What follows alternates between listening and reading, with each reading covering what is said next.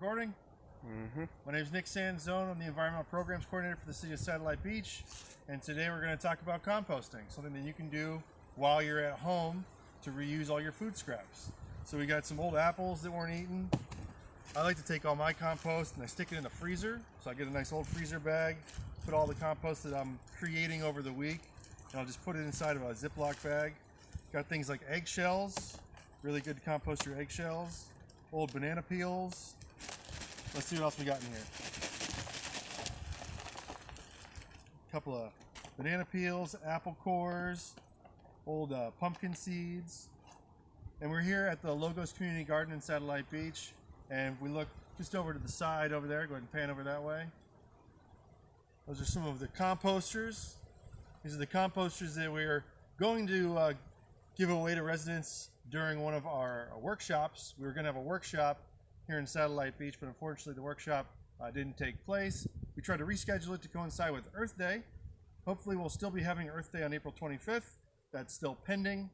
We'll let the public know if that event is going to happen on schedule on April 25th. And if that happens, we'll be giving out composters as part of a raffle prize and do a composting workshop again on Earth Day. But until then, what we got here is just some basic scraps you'll find in your everyday average kitchen. And we're going to compost them here at our community garden using our composting system. So what we're going to do is we're going to walk on over there. And remember, when you're composting at home, to use 40% green material and 60% brown material. I'm going to show you what that looks like here in just a second. Valen, you want to come over here and follow me this way? All right.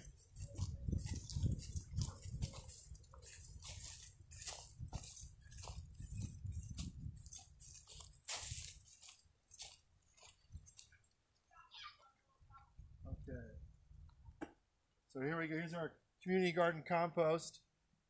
You can compost at home using a bin similar to the ones that we just showed you over there. Those bins are available online. You can get all kinds of bins at different places online, Amazon or different distributors. But for today, this is just open composting. This is an easy way to do this. We've already added worms to our compost. We added some red wigglers and some night crawlers to the compost about a month ago. So they're in there helping to digest everything.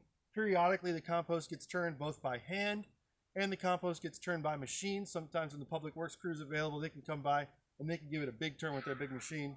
So all we're going to do is just going to add these to our compost over here. You can see there's already been some more compost added by our community gardeners. Our community gardeners have access to the compost. And this is basically just some tomatoes that were overgrowing in someone's plot.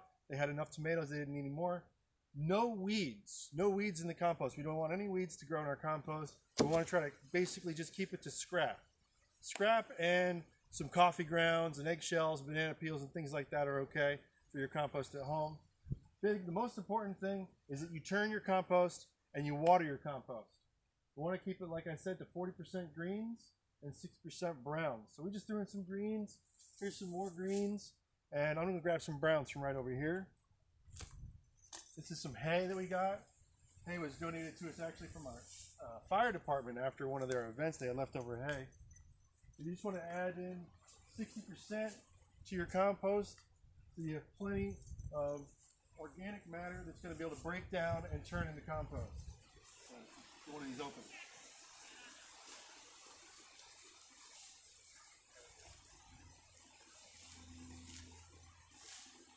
You actually already see it's already breaking down inside of the hay bale itself, which shows you that that's what you really need is a combination of the two.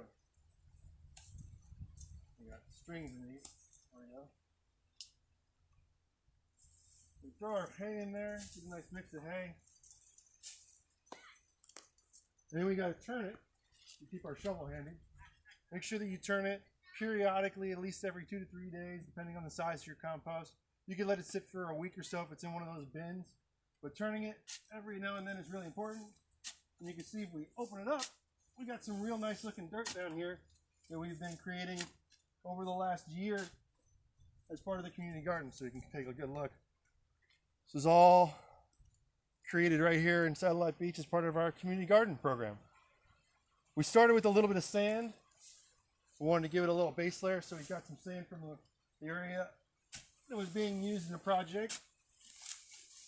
And then we just took that all in and we added it to our compost. So the important thing to do is, like I said, also to water it. So what we're going to do here in a second after we bury it is water it. If I had a time-lapse button, I'd hit the time-lapse right about now.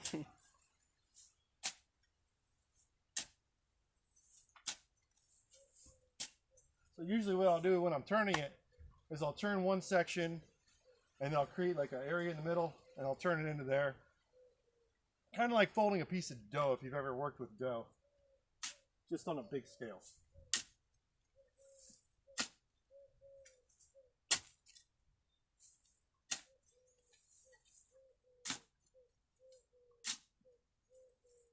Now again, the main reason that we bury it is we want to keep all the critters out. We haven't really had any problems with that recently. Hopefully that continues to go that way. Also keeps the flies and everything down just by burying it, just with a little layer of dirt. Don't have to use much, but it really makes a difference.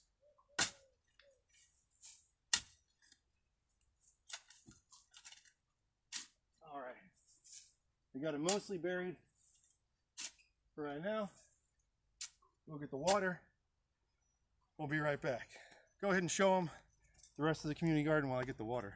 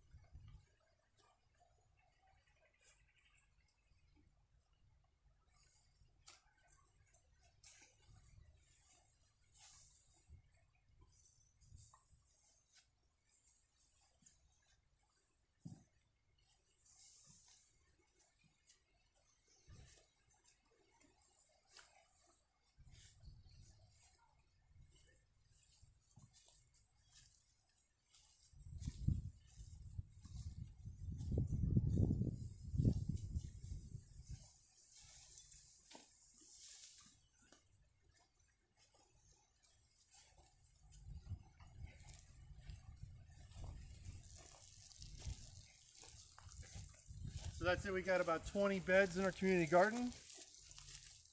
Each one of our community gardeners rent the bed for about a year. And then typically in the summer you'll see things like tomatoes and watermelons and squash growing.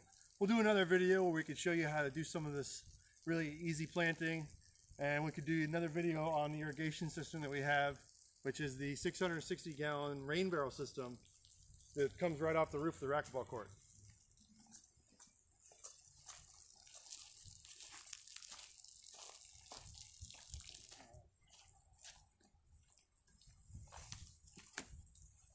Now that I got the dirt on the top, I'm giving it some water. Probably get up there with the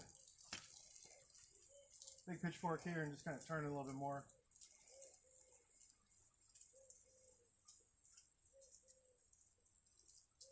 Now your compost has to get up to a certain temperature, about 150 degrees or so that it starts cooking. That way the right microbes are the ones that live in here. So far so good. Seems like it's not getting too hot. It's in a little bit of a shadier spot. A lot of times you want your compost to be in direct sunlight, but we make do with what we have, and this was the best area for it, so that it was out of the way.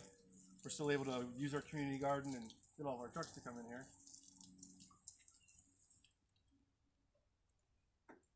Now that it's got a little water on it, hop up there and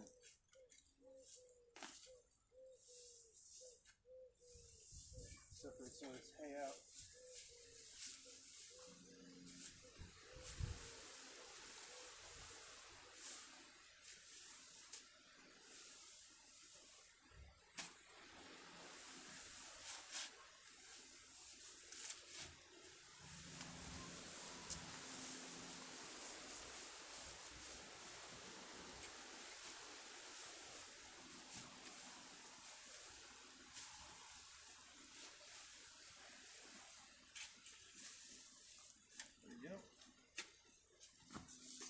Go ahead and throw some more dirt on top. And we'll just kind of go back through this process a number of times. Our compost is a little bigger than the one you're going to have at home. It's This might take a little bit while longer, but the idea remains the same. Periodically turning it, moving the compost around, watering it and turning it, watering it and turning it. Typically the process will take about 15 to 20 minutes for your compost at home. The one here can take sometimes upwards of an hour to really give it a good turn. That's why we got volunteers that come in, students from Satellite High School. We have a Marine who's a volunteer. A lot of different folks come in and volunteer at the garden, help out with some of these daily tasks that need to be done. Otherwise, we'll be out here doing this all throughout the year, composting it, and then eventually the compost will get to be used back in the garden beds as an amendment to the soil. Helps with a lot of the different microbes and microorganisms needed to keep the soil healthy, because a healthy soil means healthy plants. I'm Nature Nick here in Satellite Beach, talking to you about compost today and things you can do at home to teach your kids during this time. Make sure everybody keeps educated and keeps active. If you have any questions, you can always email the City of Satellite Beach. You can email me at nsanzone@satellitebeach.org.